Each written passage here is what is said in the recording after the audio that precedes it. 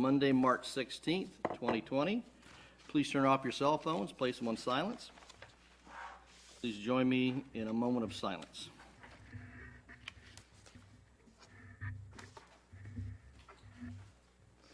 Please stand and join me in the Pledge of Allegiance.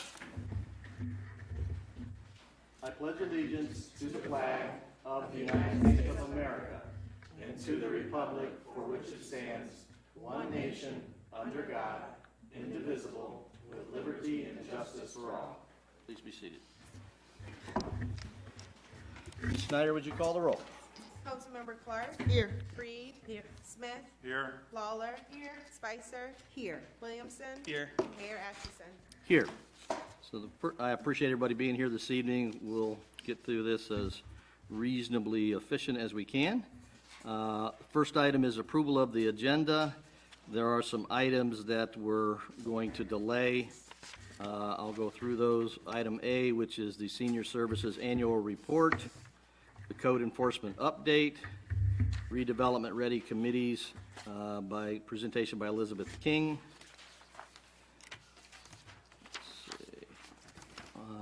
Items Roman numeral 11, F, we don't have an update.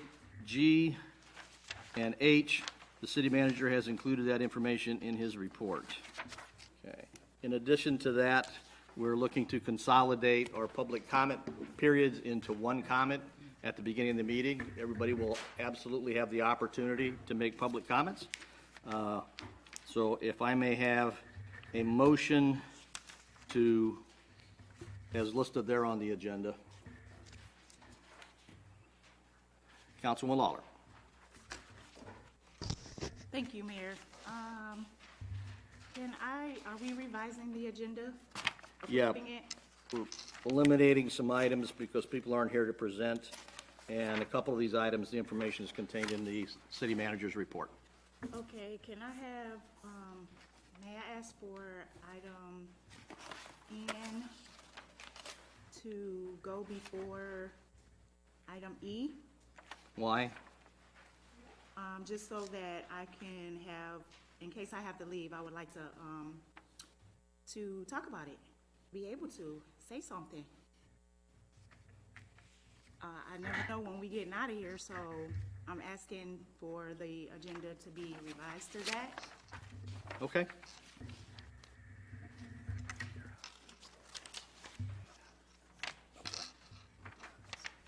Oh, and we need to add an item on approval of COVID-19 emergency actions, which each of us should have a council action summary sheet provided by the city manager.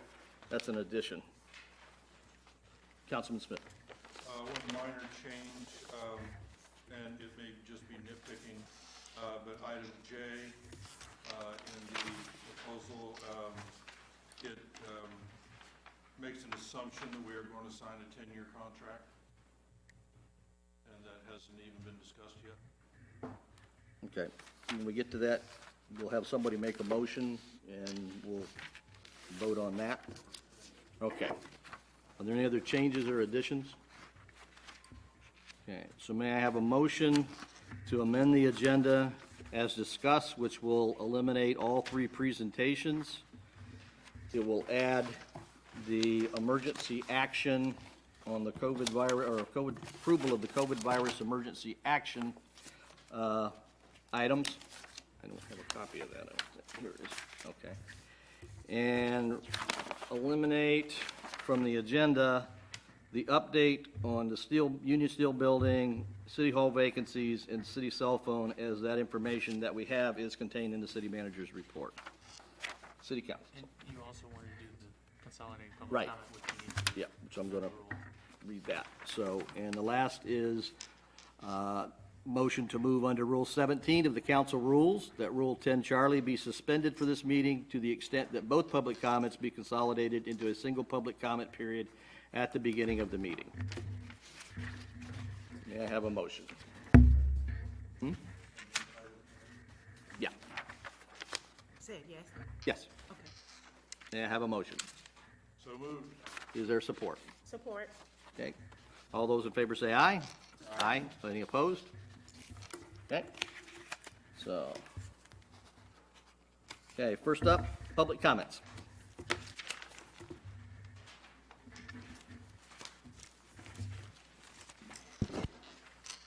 Garrett Brown, 1016 South Superior Street. And I was going to ask, too, because it wasn't clear in the change of the agenda, if that also includes a combined comment total for that, because usually you get 3 minutes. 3 minutes, sir. And 3 minutes, it wasn't in the agenda, it wasn't 3 in minutes, sir. the motion, so. So basically, hopefully during council comments, someone can explain that. But I'm really, really troubled by item N, and I'm trying to figure out, I mentioned that at the public comment during the council work session about what that's aiming at, because to be honest, I think that there are council members who ran on platforms of transparency, but have not lived up to that. And to me, it's problematic that, again, like I said a couple days ago, it's if the one recommendation in the report is to have Attorney Harkness call the state police and figure out who's been leaking to John Face, then to go after Councilmember Brown on something that was basically dealt with in a political way through the recall election. And so I'm trying to get a sense beyond just being vindictive politically, what the purpose of that is. And because eventually, you know, the thing that really troubled me, and it should trouble the council, is John Face made a comment to the investigator, said, no one will ever find out who leaked the information to me. And as a recipient of the brunt of a lot of his misrepresentations, lies, leaking of confidential information from closed sessions, I think the public, well, I'll say this way, we're going to get to the bottom of it regardless, whether that's civil litigation, whether the state police get to it. And so I think the thing is, if it's to go after Councilman Brown as a way to deflect from that, because, you know, there's 7 people on the council, and usually in closed sessions, the attorney, the clerk, and the manager. So after you start to do the math, it becomes very clear there's only a small group of people who have access to information who can disseminate that. And usually when it was information that would either harm myself, former Mayor Pro Tem Brown, or 2 other people on the council, it becomes very clear where that's coming from. So everything that's done in the dark always comes to light, always. And so I'd encourage council members not to go along with this because, like I said, we just had a recall election a couple months ago, and the people made a decision. So especially when there's council members who are leaking, and we're going to find out who did it. Okay. Are there further public comments this evening?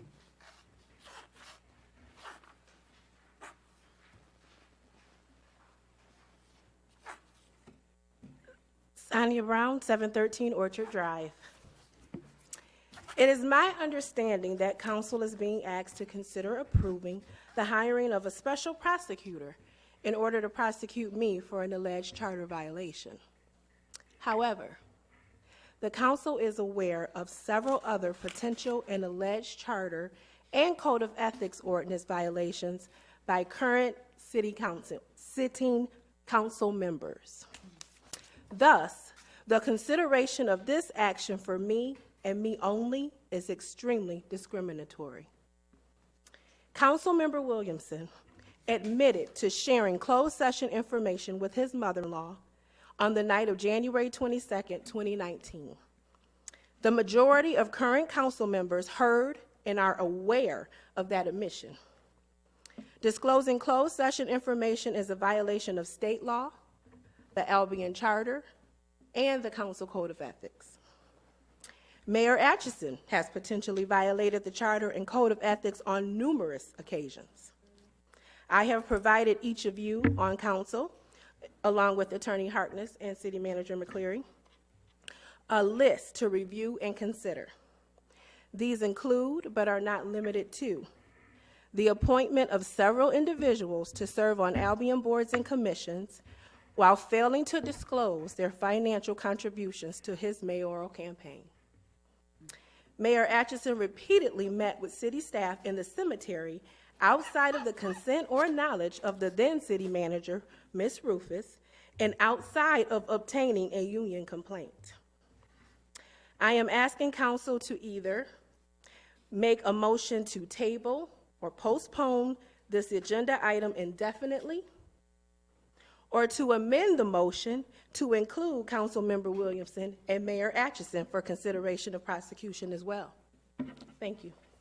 Are there any further public comments this evening? Seeing none, we'll close public comments. First item, let's see, consent calendar, approval of the regular session minutes from March 2nd, 2020. May I have a motion? So moved. Support. Thank you. All those in favor say aye. Aye. Any opposed? Okay. First item is, let me find the. First item is approval of COVID-19 emergency actions. May I have a motion? So moved. Is there support? Okay. For discussion, we'll start off and give the floor to the city manager. Does everybody have a copy in front of them that was provided by the city manager? Okay. He will explain and walk us through this. Thank you, Your Honor. Administration is requesting that council give authorization to the city manager to do a couple things. The first is to authorize the city manager to close City Hall to the public effective tomorrow through Friday, April 3rd, and authorize the city manager to extend the closure based upon an assessment of conditions at that time. City Hall staff will continue to report to work, but employees at higher risk for serious adverse effects from the virus will be provided with reasonable accommodation as necessary. I would determine if or when city employees will need to self-isolate and work from home. City employees would not experience a loss in pay if city operations close, employees are denied work, and those employees are otherwise willing and able to work. The second authorization is to allow the city manager to postpone water shutoffs for the duration of the public health emergency in support of efforts to encourage citizens to self-isolate at home and to encourage the uninterrupted provision of goods and services to the public by local businesses. While consideration was given to reinstating water service to customers whose water service was previously discontinued, this option does not appear to be feasible due to occupancy status of the structures and our concerns about potentially flooding some of those structures, as well as other considerations. We're doing everything we can to try to take reasonable measures to respond to the COVID-19 public health threat. And these are just a couple of those actions to allow us to take reasonable measures. Thank you, Your Honor. Okay. Questions, discussion by council. Councilwoman Spicer. Thank you. City Manager, so you indicated that consideration of reinstating water service to dwellings was given basically a no-go because of the construction or, I guess, state of the dwelling. So does that mean that it's an unoccupied dwelling that does not have service? Some of them are unoccupied. Some of them may very well be occupied. We have about 120 accounts that are active but shut off currently. We would have to go through each account and try to determine if that particular property is vacant or if it's still occupied. Some of these shutoffs extend beyond just the previous month, but they extend for a period of time, and some of them are large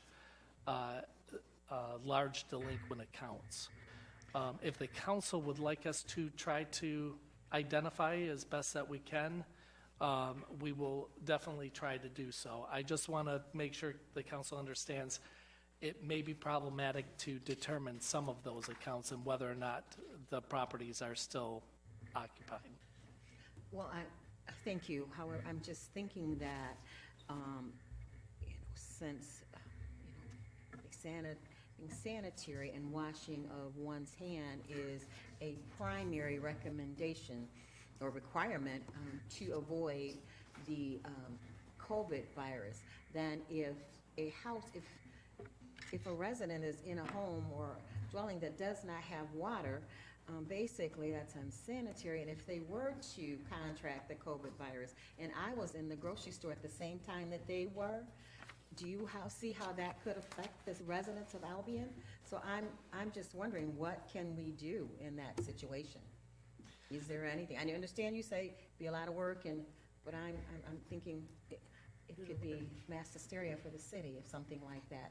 It's probably not going to happen, but if it did occur, it could be a problem. I definitely share that concern. And I have no concern with the city council including that authorization to allow the city manager and staff to review those additional accounts and try to determine the best that we can whether those properties are occupied or not and allow those services to be turned back on. I do not have a concern with that. My only concern is making sure that council understands it won't always be possible to make that determination. And if we cannot confirm that a property is occupied, we would not turn the service back onto that property. But we'll make every effort if the council wants us to try to make that determination. Then I can only say okay, and I agree with that, and I'm satisfied with that answer. Thank you. Other comments or questions by council? Okay.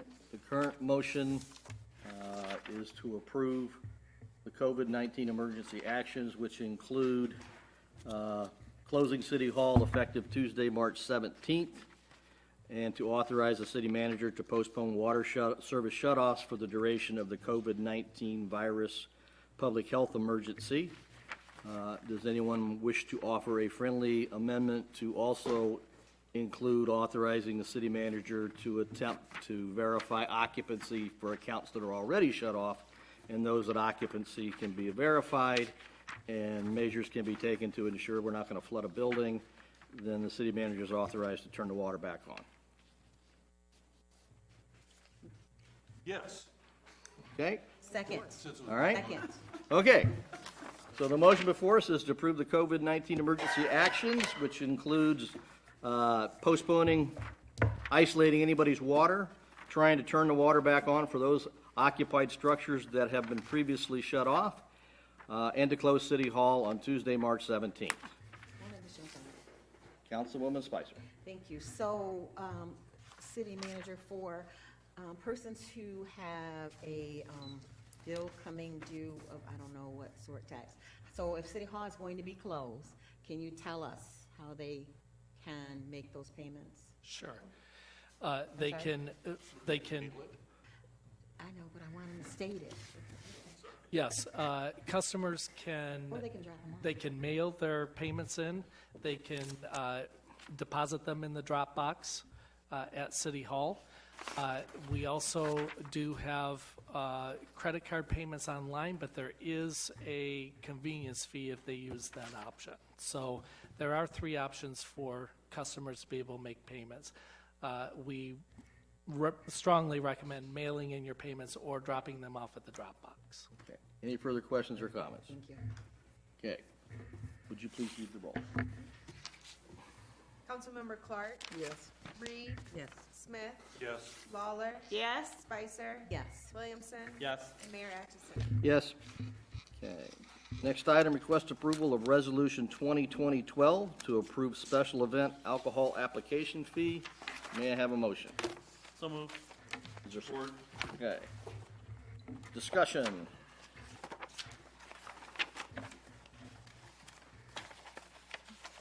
You want to explain what the fee is, city manager?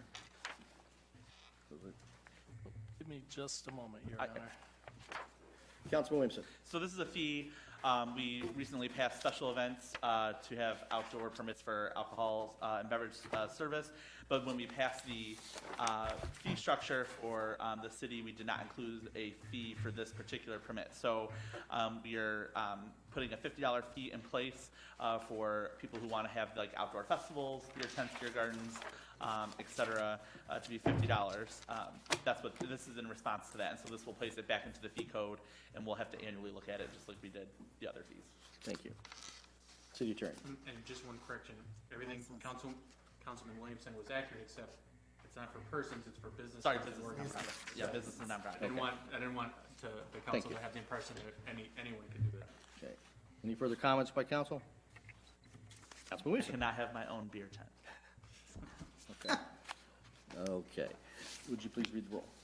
Councilmember Reed, Yes. Smith, Yes. Lawler, Yes. Spicer, Yes. Williamson. Yes. Clark, Yes. and Mayor Atchison. Yes. Okay. Request approval of Resolution 2020-13 to approve annual council default check. This pertains to maintaining eligibility to serve as an elected official or an appointed official. You can't be in default to the city. This is in establishing an annual requirement to verify all elected and appointed officials. May I have a motion? So moved. Okay, is there support? Support. Okay. Discussion. Okay. All those in favor say aye. Have a discussion. That's a resolution. You have discussion? Okay, Councilwoman Spicer. Thank you. I just wanted to ask the city manager, would that include people who, would this include people who have made payment arrangements? Would they still appear on the list or no? That is really a city attorney question as to whether or not that still constitutes a default. A payment arrangement would still constitute a default. There is, when this issue came up, I think 2 years ago, and my recollection is that there was an attorney general opinion that indicated that a payment plan doesn't, or at least a payment plan doesn't cure a default because there's still money owed that's past its due date, which constitutes the default. And I know that we've had multiple occasions where people have applied to sit on boards and commissions, and they had payment plans, but they were not eligible because of that. Okay. So moved and seconded. Ms. Haley Snyder, please read the roll. Councilmember Smith, Yes. Lawler, Yes. Spicer, Yes. Williamson, Yes. Clark, Yes. Reed, Yes. and Mayor Atchison. Yes. Okay, request approval of Resolution 2020-14, a resolution in support of the reinstatement of state historic tax credits, Senate Bill 54, House Bill 4100. May I have a motion? So moved. Is there support? Support. Okay, discussion? Okay, if this is approved and we vote to pass this, this will be a resolution that will go to show the city's support for reinstatement of that, and that is very beneficial for development. Okay, if there's no further comments or questions, Councilman Williamson. The State House Representative is going to be taking up this discussion on this particular bill this week, March 18th, if we're still in session pending any sort of coronavirus panic. It's really important to the community that we advocate on behalf of these historic tax credits because we have many historic buildings and people who are developing them will be able to take advantage of these credits going forward. Okay. Please call the roll. Councilmember Lawler, Yes. Spicer, Yes. Williamson, Yes. Clark, Yes. Reed, Yes. Smith, Yes. and Mayor Atchison. Yes. Okay. Update on the $6,500 repayment from former city manager Rufus, city attorney. Sure. So as the council is aware, the time period for Ms. Rufus's reimbursement to the city came and went. We filed a lawsuit in August of 2019 that a judgment entered on that for the full amount plus costs in October of 2019. We were aware of two possible bank accounts in the state of Michigan. We attempted to garnish those, but they had been closed. We currently have a debtor's exam set for actually this Friday, barring any court closure as a result of COVID-19. It's set for this Friday. In the event that she fails to appear, we'll request a bench warrant. She's already got a felony warrant. In the interim, we're going to continue attempting garnishment on other banks. We know where she is. It's just a matter of getting someone to go pick her up. Okay. Questions by council? Sure. Councilman Smith. City Attorney mentioned full amount. What would that be, sir? Bear with me for a moment here, because every time we do a new garnishment, it adds in costs. So that would be 60, 70,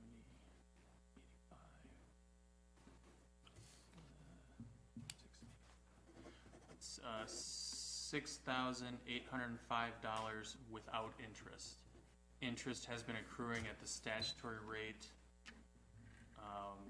which is roughly, I think, 2.3% since last August. So, Thank you. Okay. Thank you. Next item, request approval for Kent Phillips to purchase 1 year and 3-month service credit in the MERS retirement system. May I have a motion? We actually are supposed to be doing N. Oh, that was before you. Thank you. I wrote it underneath that. Okay. Thank you, Councilman Williamson. Okay, next item, request approval to appoint a special counsel to prosecute city charter violations by former council member Sonia Brown. May I have a motion? So moved. Support. Support. Okay. Discussion. Comments by council? Councilwoman Lawler. Yes, it says, a special counsel. I'm kind of stuck right there. Are you saying, somebody outside of this council? City Attorney. the clerk, I think, accidentally put the wrong spelling of counsel. It should be counsel as in attorney, as opposed to the counsel, CIL. It should have been SEL, counsel. So when they say that, they mean special attorney, not special city council person. Okay, Councilwoman Lawler. thanks. And will we be, adding the request of, Mrs. Brown? No, it's not on the agenda, and Ms. Brown has no special status to request us to add things at a council meeting. If you want to make a motion to amend it, you may do so. Okay, well, I'll make a motion to, table this item indefinitely, and I'm doing that because we have other council members that, may have or did violate. I don't see, prosecuting one person without, prosecuting the rest. So, I'm asking that we postpone this indefinitely. Motion has been made to table this. Is there support? Support. Okay. We'll vote. Read the roll. There's discussion. You can have discussion on the motion. Thank you. Councilwoman Clark. So, what, the questions I'm having is, I understand the things that have been brought forth, but as of no time before, nobody has ever talked about doing this, in any form, from anybody.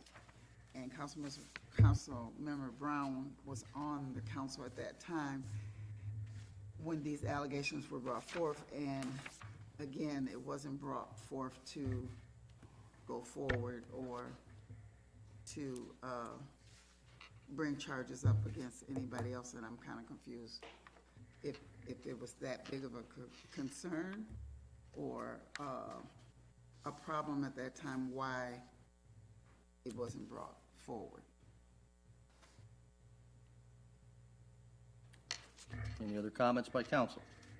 Councilwoman Spicer. Thank you. Just a quick comment that I guess I too at this time, and I know it was because of the report that we recently received, but for me, it's kind of sad and disheartening. And I think that, that ship has sailed. I think we should just move on from this. So I am totally not in support of prosecuting Councilwoman Brown unless others who violated the charter are also prosecuted. Thank you. Councilman Smith, or Williamson, I'm so sorry. God, am I ever going to be Councilman Williamson? Sure, you are now. Always going to be Smith. Okay. I just wanted to comment that I think I wanted to respond to Councilmember Clark's statement about why it wasn't brought up sooner. I think my best conjecture on that is that we did not have verifiable evidence that the charter had been broken by former Councilmember Brown, and then there was this investigation that was put in place, and because of the results, this is what we could conclude. There were a few conclusions. One is that the charge of harassment against Ms. Brown didn't rise to the level of criminal harassment against Chief Kipp. The other is that there was a suggestion that Michigan State Police should be referred to look and see about the leaks. And then the other conclusion that was also very big in this investigation is that former Councilmember Brown broke the charter. I think the reason it's being brought up now is I think if we think about, had it been anybody else breaking the charter in that investigation with verifiable evidence that they did that, how would we respond? And would the rate of response be the same if it were Chief Kipp or former Councilmember Brown or Councilman Shane Williamson or City Manager Rufus? I would hope that we would have an even-handed response. I think we're somewhat demonstrating tonight by at least referring it to a special counsel to investigate. Again, this does not mean that she's being charged with anything. It means that there will be a special counsel who will look into it, who will look at that investigation, conclude their own investigation, and bring up whether charges should be filed or not. And so I just wanted to kind of clarify that's where we're at, where we are today. And we're currently talking about the motion to amend it, which is what Councilwoman Lawler has done. There's been a motion and a second, and so to table it. Sorry, she's motion to table it. I would conclude not to table it, and at least let the investigation bear out, as we've done with several other investigations in Albion. I think that's the even-handed and steady way to move. Okay. Other comments by Councilwoman Clark? So I have another question. So if it moved forward and the possibility of the other people that have been accused, if that information went forward, then the same steps will be expected, correct? Absolutely. So in other words, this investigation exposed other things, then we would move forward on everybody else, correct? Oh, and I'm speaking as someone who's been accused. That of, would, I'm directed to Attorney Hardis. Hold on, would that be the right way? If this investigation brought out all these other allegations and all these other allegations came to be true, then this would bring a domino effect of a whole lot of people being prosecuted. I guess that's what I'm asking. Well, if I'm understanding your question correctly, I think you're saying that if there's subsequent investigations, so whether or not there's going to be a subsequent investigation is one question for the council to determine, whether or not there's going to be a separate investigation for other council members, and then two, the council could then say, depending upon the results of those investigations, yes, we're going to move forward with a charter prosecution, based on whether or not those investigations reveal potential charter violations. Or, technically you don't need an investigation. You as a council can just say, we believe there was a charter violation. We want special counsel to do it, but in this particular case, you already have that investigation. So there's two separate questions there for the council that you would have to determine individually. And what are So whether or not you want to have separate investigations for the other individuals that have been brought up, and then two, whether, depending on the result of those investigations, or whether you bypass the investigation completely, whether or not you prosecute for charter violations for those other council members. So when there's a violation of a charter member, a council member that opposed to the charter, that means that you actually, I guess my next question is, you actually really wouldn't have to do an investigation. You would just do what the rules are in the charter to move forward. Well- because they're still employed. Right. Because the only Well- reason why we're moving forward on, or the mention to do that with Sonia is because she's no longer on the council, correct? You can technically prosecute somebody for a charter violation regardless of whether they're a sitting council person or not. Any other questions by council? Councilwoman Lawler. Thank you. So you said that you don't really need an outside, prosecutor or whatever to do this action item? You saying that? No, not a special prosecutor, something different. I'm saying there was a separate investigation. You absolutely would need a special prosecutor because if this council is considering prosecuting sitting council members, I would have an absolute conflict of interest because I represent all 7 of you, and I certainly can't prosecute you for something that you've done potentially as a council member. That would be a violation of the Michigan Rules of Professional Conduct for me. Can we divide them to where we can vote on one and then vote on the other? Absolutely. Well, I'll point out that the only thing on tonight's agenda is appointing a special counsel to prosecute city charter violations by former council member Sonia Brown.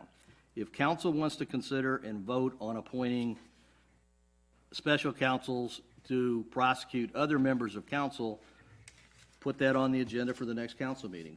But tonight, we're dealing with this. And right now, there's been a motion and there's been support to table this. Is there any further discussion? Okay. My comments are, we've had 3 county officials determine that it was factual that the charter was violated. We've had an independent investigation that has verified that the charter was violated. And I echo what Councilmember Williamson said. If we would, the action that we would take against Chief Kip, myself, anybody else on this council is the same standard. So, please read the roll. This is to table this. Councilmember Spicer, Yes. Williamson, No. Clark,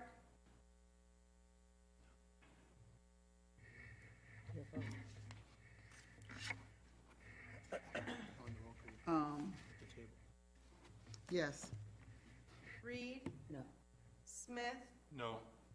Lawler, Yes? and Mayor Atchison. No. So we're not tabling it. Now we are going to go back to the motion of approving us to appoint a special counsel to prosecute city charter violations by former council member Sonia Brown. Read the roll, please. Councilmember Williamson, Yes. Clark, No. Reed, Yes. Smith, Yes. Lawler, No? Spicer, No. and Mayor Atchison. Yes. Motion passed. Okay, back to the next item.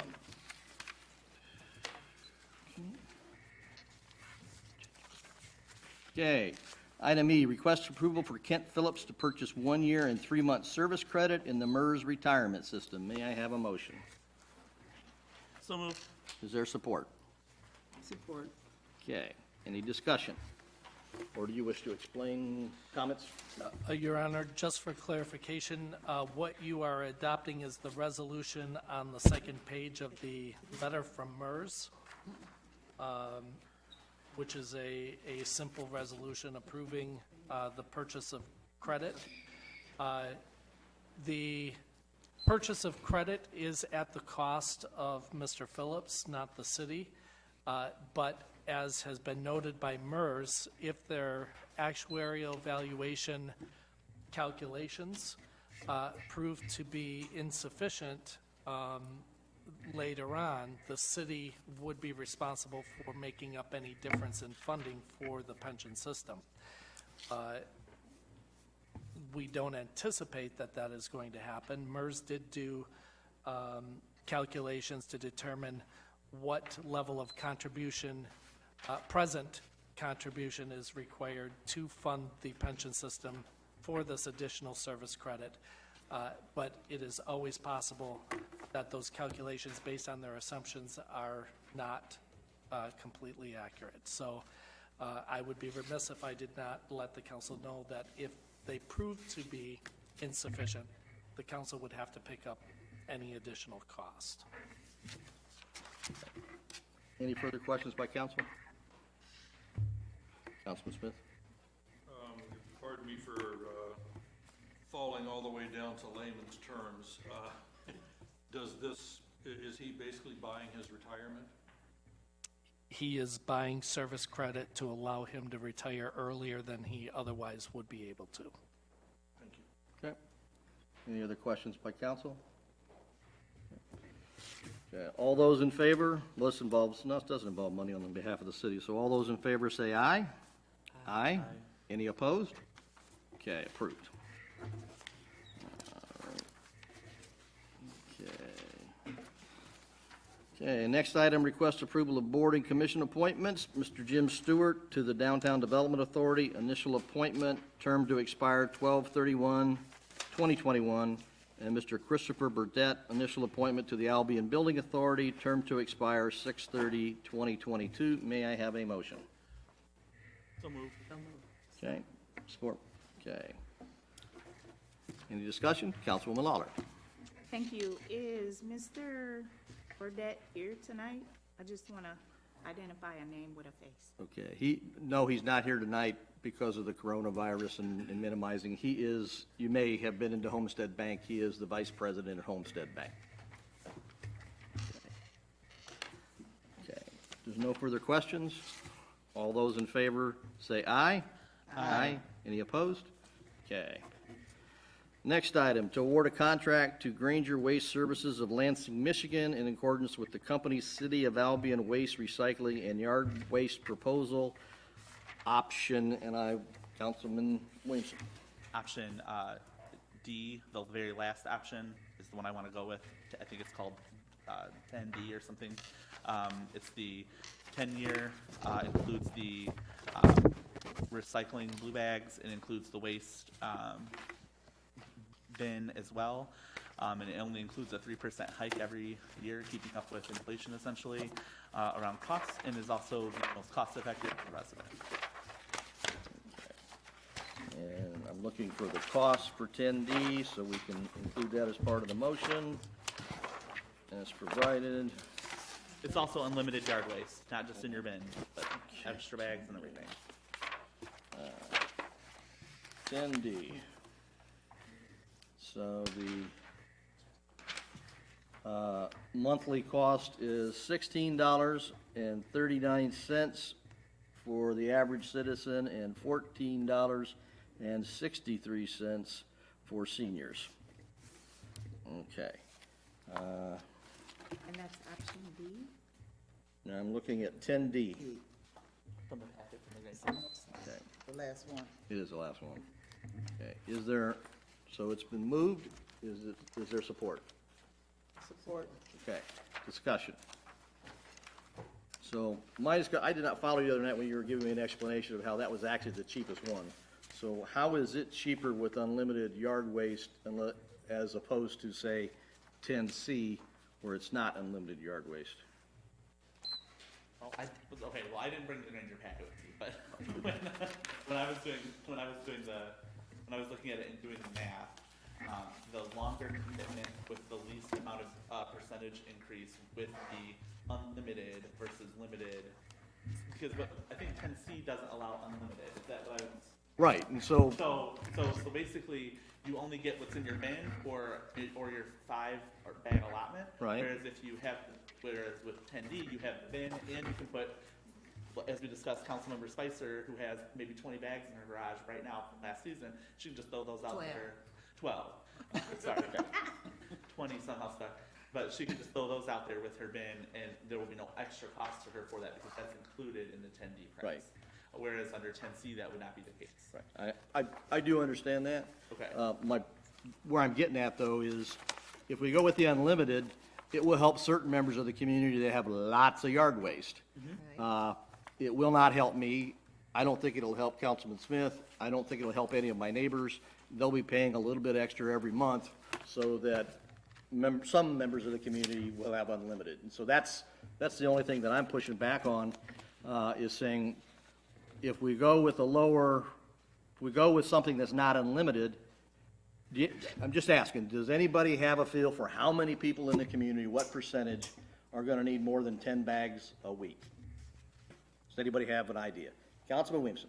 I don't have an idea, but I will offer up that it would be a whole heck of a lot more expensive for the community if we were to do waste pickup all on our own, or if we were to bring the service in-house or use a different service. And so part of the reason that some people pay a little bit more but not take advantage of that service is so that the majority of us can benefit from the unlimited service that Granger can have. So while it's not levying a tax, if we were to think about it in tax terms, everyone's going to pay, but not everyone's going to use the max amount of services. And we do that so we keep the cost low.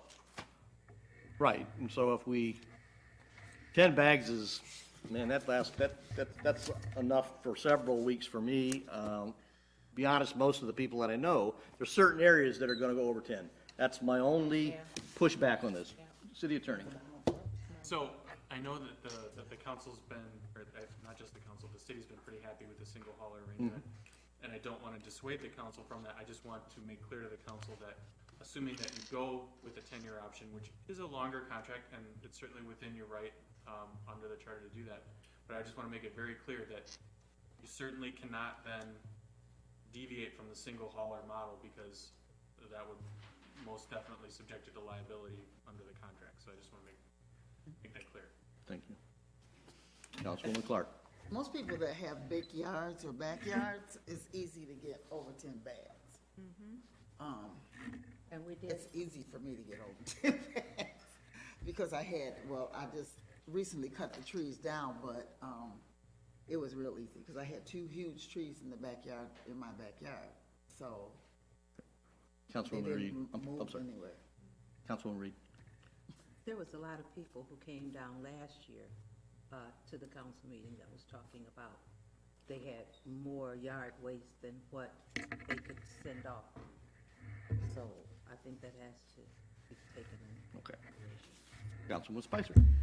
I could possibly go either way. I'm kind of torn because I've heard people say, I don't use it at all, and then that's, I don't use it, and I'm paying for service I don't use, and then I know for some people, 6 isn't enough, but 10 might be. So I just know, I don't think unlimited would work, but I think they've upped the max from 6 to 10. That would work for me as well. So I don't really care either way. Councilman Smith. Talking with my constituents in the 3rd precinct, most of them do wish to go with the 10-year option, mainly because they don't want to see this every 3 years.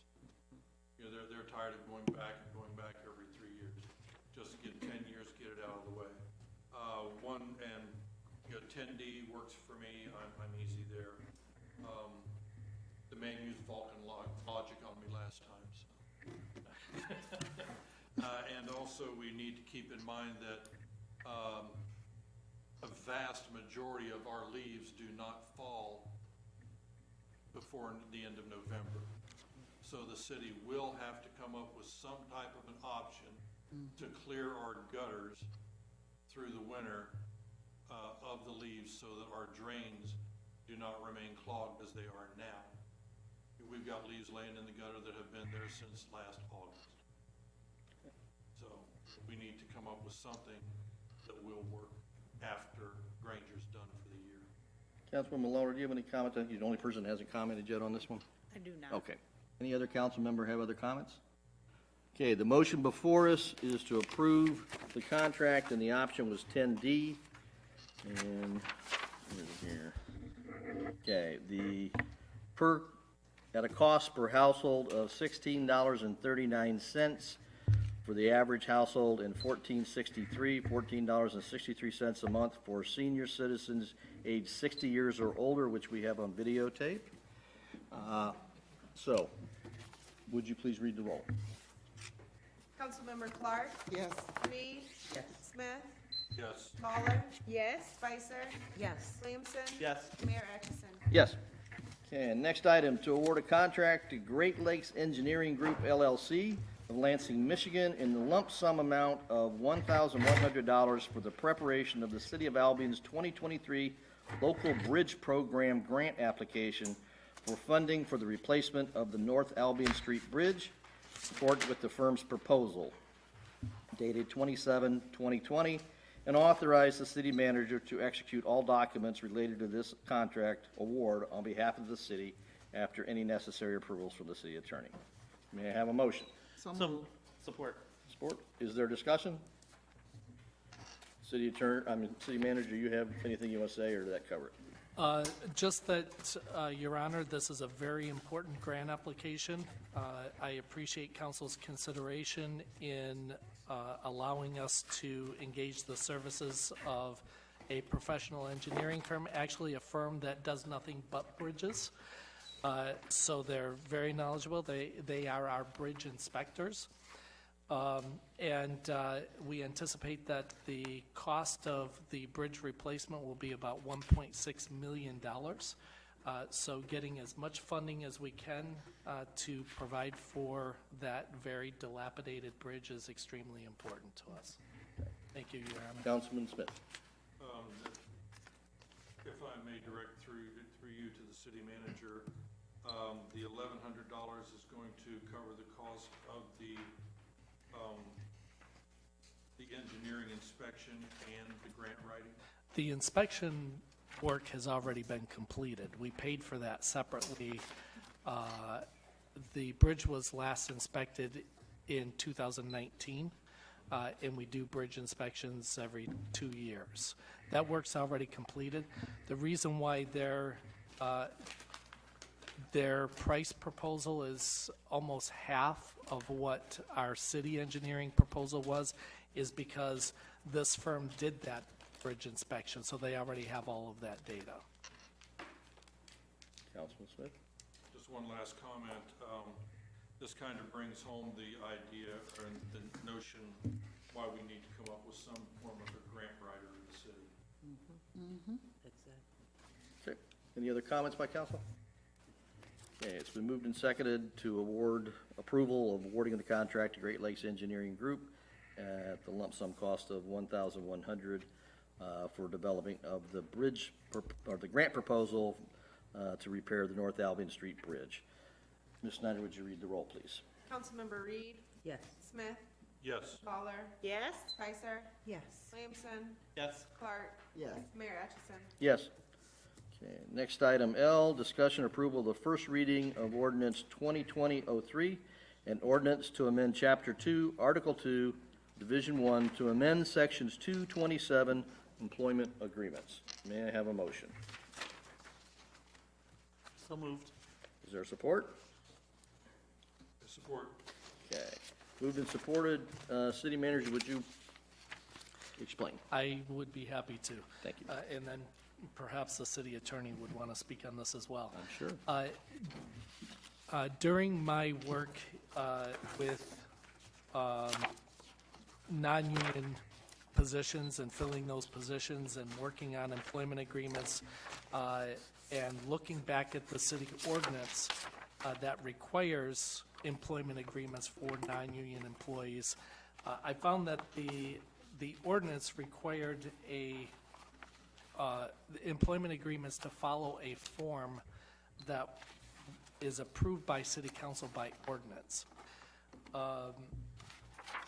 This change to the ordinance only changes that approval from approval by ordinance to approval by resolution. So it makes it more flexible and streamlined for the council to approve the template as well as the timeliness. Was there anything I missed in that, city attorney? No, other than to add this, I mean, this issue came up when Ms. Rupes was here, and she declined to act on it, but in conferring with the city clerk, I don't know that there ever was a form template adopted by the council when this ordinance was adopted. I've been with the city since August of 2011. We've used the same template since I've been here. That's the template that I provided to the manager, and I recommend it being used in the future. I made some modifications to it when I came on as a city attorney that I think were probably overdue. So I think it's a good idea, particularly since in the event that the template changes in the future, it can be done by resolution rather than multiple readings of an ordinance and things of that nature. Your Honor, if I could add one thing. So if this ordinance is adopted by council, the next step would be for the city attorney and I to bring forward to the council the employment agreement template for your consideration and approval by resolution. And I would note the other change that was made is that unless, so given that these are gonna be contracts between the manager and the subordinate employees, obviously those employees and the terms of those contracts are within his purview. So unless he's, under the changes to the ordinance, he's gonna have discretion to modify those terms as long as it's in substantially the same form. And the modification of the standard terms just need to have the approval of my office, but that's never been an issue. Any other questions or comments by council? Okay. Ms. Snyder, would you read the roll? Councilmember Smith, Yes. Lawler, Yes? Spicer, Yes. Williamson, Yes. Clark, Yes. Reed, Yes. Mayor Atchison. Yes. Okay, next item. Request approval to schedule a public hearing date of April 6, 2020, and to approve the 2020 amended City of Albion Downtown Development Authority Development Plan and Tax Increment Financing Plan. May I have a motion? So moved. Support? Support. Okay. So an explanation for this is from the DDA. This is required to be done periodically. And the latest we could do this is the 6th of April, so that's why that date was chosen. If we don't do this, it's going to cause a whole lot of more work to go back and start over, and we really don't want to force the DDA to do that. Questions by council? Okay, seeing none. Okay. All those in favor say aye. Aye. Any opposed? Okay. Next item, request approval for the city council to direct the city manager to live stream all city council meeting open sessions with a contingency to record for future streaming, and the city manager will notify the mayor and council if the audio-video equipment problems prevent recording or streaming of the meetings. May I have a motion? So moved. Is there support? Okay. Any discussion? Councilwoman Lawler. Is this in reference to the meeting that we had last Saturday when it wasn't streamed? We had a study session. Right. I asked questions, and the answer was we have historically, typically, always live streamed regular council meetings unless there was an equipment failure or something where we technically couldn't do it. But other than that, study sessions, special meetings, only upon request, slant direction from the council, mayor, or city manager. And so this is to clarify that henceforth, if this passes, the guidance is already in place to live stream and record when the council meets. Any other questions? Councilman Smith. Yes, I do fully support this, if nothing else, for complete transparency of what we're doing when we're doing it. I would also kind of add a little extra onto that. If any of us know anything about electronics, please step into the back room and see the antiquated piece of equipment that Chief Kip is trying to operate.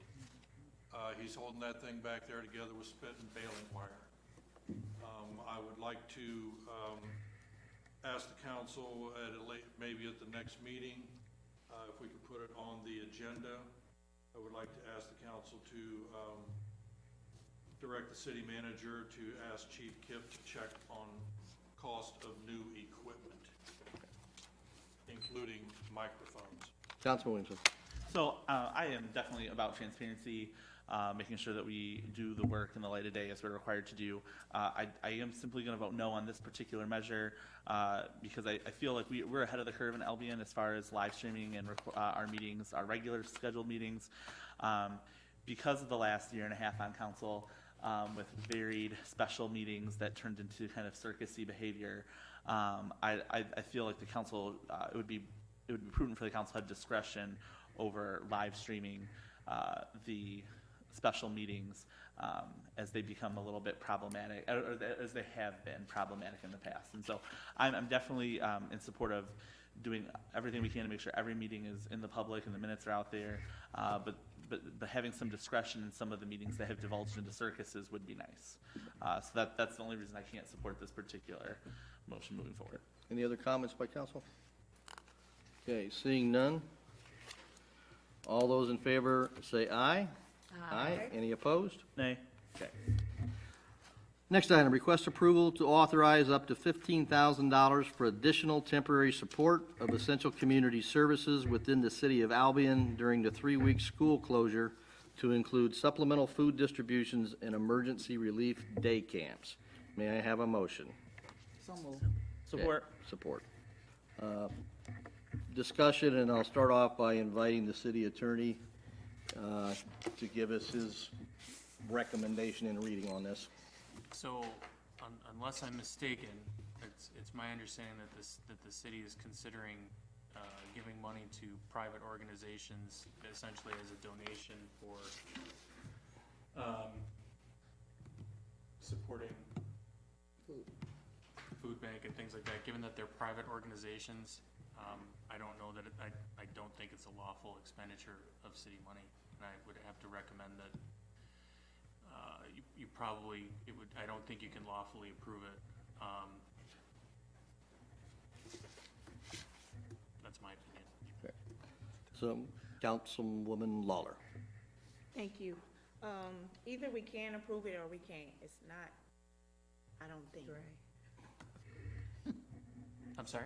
You said I think, but it's either. My we can recommendation or would be that you not approve it because I don't believe it's lawful. Councilman Williamson. So Colin, See, you and you're I, Councilman Williamson, right? Colin, you and I have had a back and forth about this, a good back and forth, not anything negative. The last email that you sent me related to being able to expend these services, or expend this money with these providers, essentially service providers, a food hub or emergency relief daycare, was that they're not in a contract with the city to provide services that we can't provide. So I'm wondering, could we enter into a contract with the food hub where we are able to give them monies to distribute food, which we would not be able to do without their assistance? And then secondly, with the schools being out, with schools being closed, with other places being closed and parents still having to work, there is with recreation department being closed, there really isn't a lot of options for working parents who are trying to make a paycheck amidst a health crisis. Is it feasible to say that the city could enter into a contract with the service provider, at this point in Calhoun County it's the YMCA, to provide emergency relief day camps, to be a partner, because obviously they'll be finding funding in other places, to make sure that we can throw some skin in the game, because so if recreation's closed, we're not doing anything for kids at the community level. So I'm wondering, is there a way to enter into a contract with them where they are providing us a service to make it lawful? So, and your questions are both similar there, and as it relates to the recreation issue, I was able to locate an Attorney General opinion over the weekend, albeit from the 50s. To the best of my knowledge, it hasn't been overruled, and that the Attorney General, at least in 1957, said that city funds may not be used for contributing to the expenses of private voluntary groups operating recreation facilities for children. Okay. Is it? Sorry. No, I'm sorry. Go ahead. So, in the past, the city has, and at least I believe, to my recollection, on one occasion, contracted with a private entity, and I believe it may have even been a religious entity, but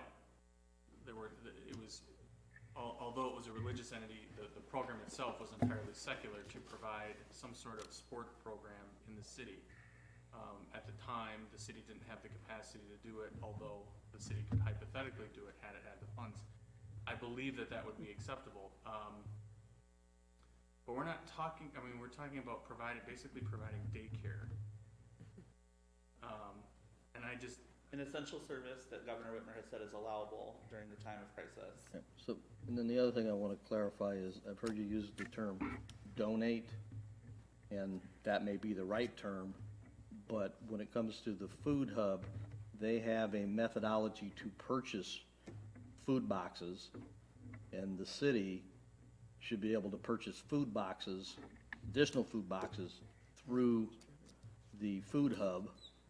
That would be taking city funds and purchasing, not donating it to the food hub. That's my interpretation. And then the same thing with the Y.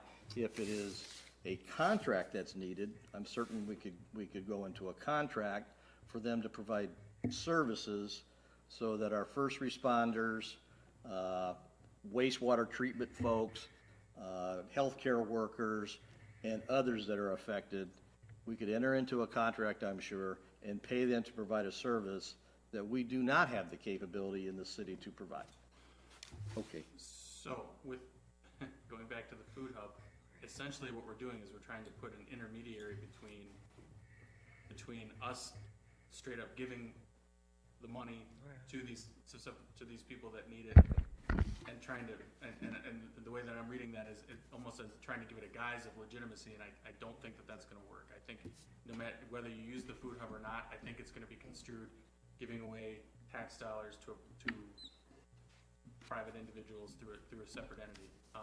So my recommendation would be no on that. You are free to do what you will, but that's my recommendation. And I'm sorry, there was a lot in there as it relates to the daycare. I think it would be one thing if we were asking for extra money for, say, city employees, and we're supplementing their benefit packages and employee contracts to say, okay, because of this crisis, we're gonna add in these benefits as city employees. That I would probably be more comfortable with. But if we're talking about expanding this beyond that to members of the community, that makes me more uncomfortable. Councilwoman Clark, you had a, They were first. Councilwoman Lauder. Thank you.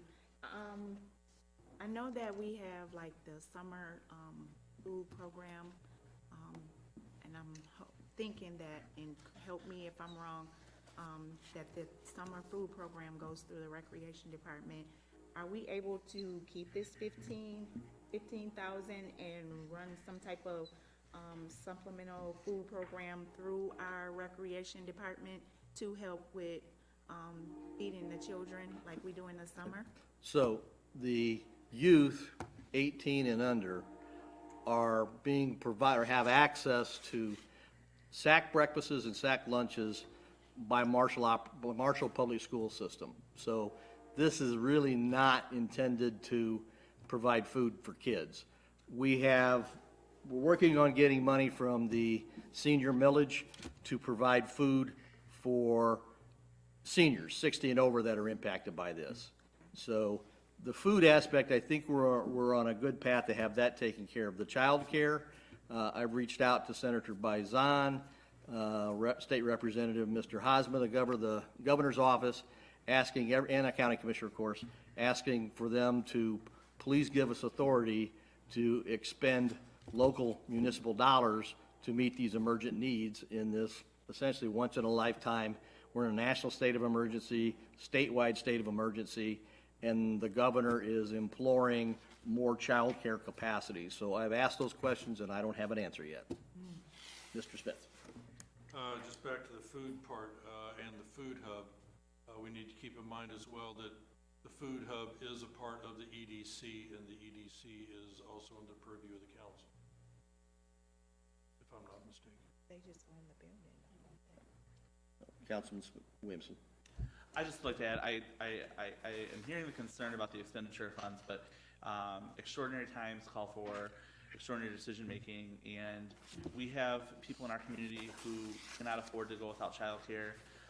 We have older adults in our community who cannot risk being exposed to the current health crisis that we're dealing with, and I would just implore council, at least if we're not going to approve it to expend on childcare yet, we're waiting on more advice or figuring out how we can do it, at least approve that we put it to the side to have skin in the game when it comes to partnering with these organizations.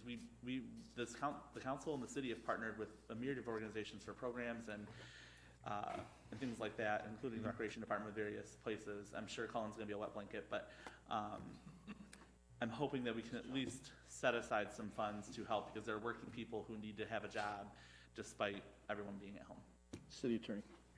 So let me say, I think everything that both the mayor and Councilman Williamson have talked about tonight are absolutely laudable and worthy causes, and I think something that absolutely should be addressed. What I could suggest is the way that I've seen other municipalities do this, not necessarily with these specific items, but in terms of charitable donations, is identifying another community fund or some other organization that's already set up that has the ability to distribute those funds in a less regulated manner, and can make the public aware of the fact that there's this fund set up that's channeling money towards supporting those endeavors. Are now we allowed to vote? Councilwoman Lawler, you've been waiting patiently. I was just gonna ask Cullen, what is it that we can do? We're talking about what we can't do, but what can we do? And let us choose, if there's various options, let us choose what we like to do as a council. The simplest way to put it is we have to use public money for a public purpose. And what's been proposed tonight is giving public money to a private organization, and that we can't do. So how do we do the first option? I don't know that you can use public money for what's being proposed tonight, is what I'm saying. Councilwoman Spicer. Thank you. I was just going to say, what do you call it when you move forward with to vote? Because I think Cullen has clearly said this would be. We can't do it. Question. Just call the question. Yeah, that's what I'm talking about. Said we cannot use the city funds for this expenditure. So I think if we want other things on the table to discuss, funding out money to MCA Recreation River, we should put that for a future agenda item, so. Okay. And the penalty for ignoring your legal advice, sir? Because you did say you're giving us your legal advice and opinion, but we can do what we think is right. So what is the penalty? Well, technically,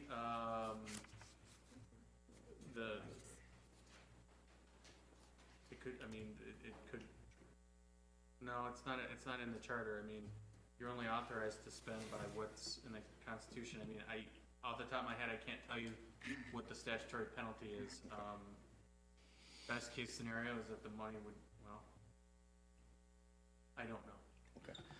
If I could add to that, probably, and I'm not an attorney, but, I'm sure that state law governs misappropriation of public funds, and it would probably fall under that. Okay. Councilman Williamson, do you have final comment?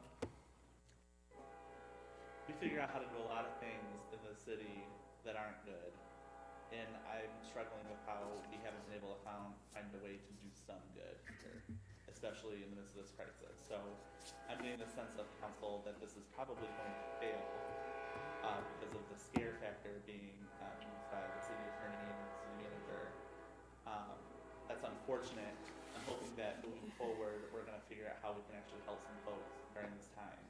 Okay. Well, I do take exception to your inferring that this is a scare tactic and that we do things bad in the city. I'm unaware of us intentionally doing I didn't say we things did anything bad. I said we Okay. find a whole lot of other things to do, but I can't seem to understand why we can't find a way to do this. The law. City attorney. And I don't want to give the council the impression that I'm trying to scare you out of doing this. I didn't even, to be frank with you, I didn't even know what this agenda item was about until I was contacted by the finance director, who expressed his concern to myself and the manager, and then I looked into it. I said, that raised a red flag for me. And so you as a council are free to vote however you want. If you want to expend this money, expend the money, but I don't believe that it can be done consistently with the law as is being proposed tonight. That's why we pay you, Cullen. That's right. So last question I have, I know you were working, or at least I'd ask, and I'm sure you did, with the United Way and the Community Foundation. Did you have any luck with either? We're working really hard to get some more money out there. Okay, all right.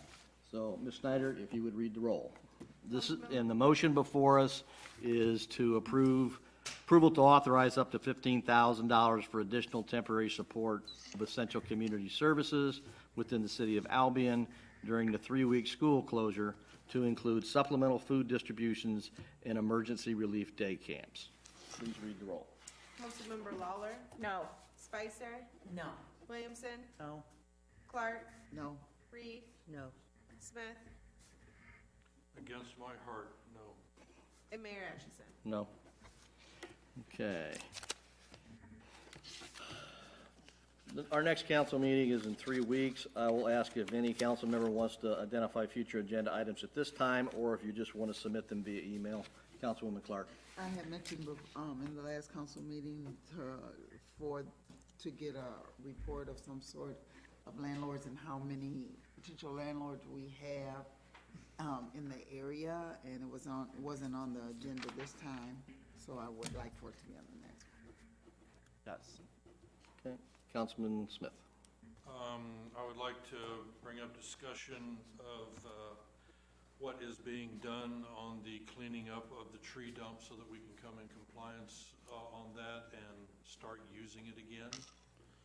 And also, I would like to have the new recording equipment on the agenda.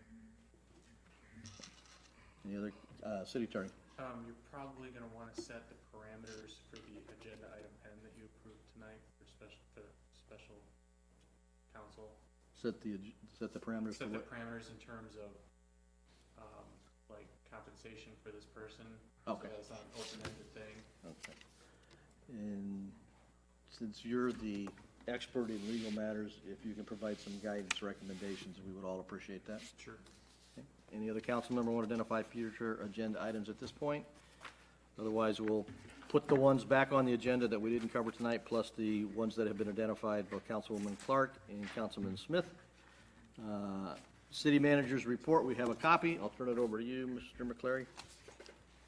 Your Honor, I just wanted to comment about the city's COVID-19 emergency preparedness, and then I won't bother going through any of the other items unless council has specific questions. But for the public, we are encouraging citizens to be vigilant but calm during the current coronavirus or COVID-19 public health emergency, and to make every effort to protect themselves and family members, especially those who are members of high-risk groups, during this outbreak. We strongly encourage citizens to engage in social distancing whenever possible.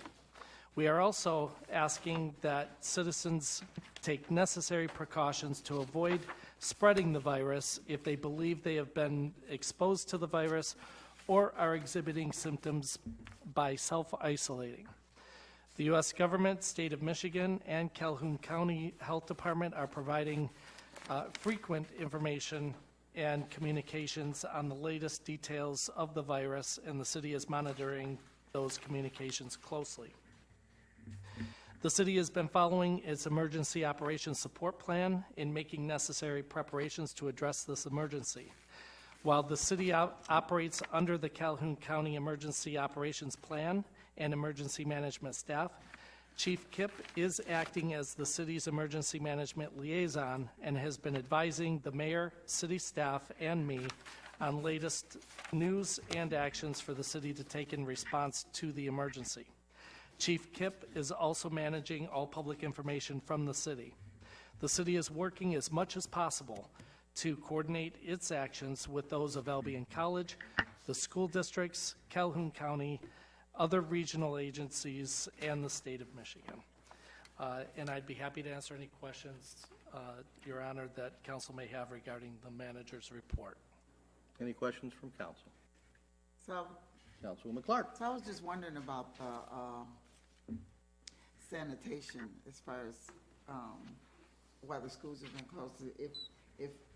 If anybody heard if they brought somebody extra in, because most of the places I've heard of in other districts and stuff, they brought additional sanitation crew in because janitorial service and sanitation is two different words. So I'm just wondering if anyone knows or has heard or what the schools are doing and how they're going about cleaning their building. Because it's So- a total different. One of the things that the city manager and I and Chief Kip have discussed on multiple occasions is other organizations' processes and responsibilities, they should speak for themselves. So I have a general understanding of what the school system is doing, but those questions would be better directed at them or look what they've put out. I can't say how they're cleaning or not. Any other comments, questions by council? Okay, we'll go with mayor and council member comments. Any council member wish to make a final comment this evening? Councilwoman Lawler. Thank you. It's generally a question. I rode down Austin Ave, I mean, not Austin Ave, but Irwin Ave, and I saw our city picking up leaves, or what, do you know what they were probably doing out there? There were, did you want to address that, So I Counselor? think I've got an idea. They were cleaning the gutters along Irwin Avenue in preparation for the continuation of the second phase of the project. That's supposed to start the 30th of May, or March, I'm sorry. Yeah. Is that about right, city manager? Yes. Okay. Okay, thanks. Any other council member wish to make a comment? Okay, my final comments are, it's disappointing to all of us, including the city attorney and the city manager, that we have not yet figured out how to fund the childcare to support our community and our workers. We're working on that. If there is I've asked everybody I can think of to give us authorization to do that, up to the governor's office, and hopefully we'll get an answer back on that. As far as the stuff that was handed out by a member of the public, there are I know there's a lot of false accusations in there. I don't know if there's anything in here true or not. And I would say that we've had multiple folks look at what we have voted to have the individual prosecuted under, and have all come to the conclusion that it's a violation of city charter. So if any council member reads this and feels that it's legitimate, we have an ethics ordinance. Please utilize the ethics ordinance. Okay, and with that, may I have a motion to adjourn? So moved. Support. All those in favor say aye. Aye. Adjourn. No, it's got plugs, and it's got USB chargers.